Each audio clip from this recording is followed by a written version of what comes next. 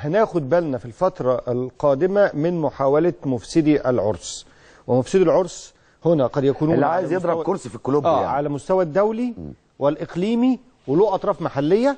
وأنا هقول مكالمة وزير الدفاع الأمريكي بالأمس، بعض المؤشرات عن بعض الناس بدأت تتكلم على أنها هتنزل في كل حال، أهلا وسهلا في الإطار دوت. بس المهم يبقى أي حد عايز يترشح لأي منصب في مصر مهم، لكن نتمنى ألا يكون ذلك بترتيب وتنسيق مع قوى إقليمية ودولية.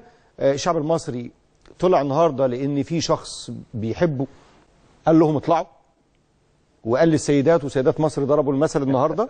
هي سيدات مصر دايما، انا بقول ستات مصر طبعا رجاله طبعا يعني. لا يعني عايزين نقول ستات لان هو عشان ما نقولش هم يعني الرجاله مش افضل منهم. لا خالص، لا الدستور بيمنع التمييز. بالظبط.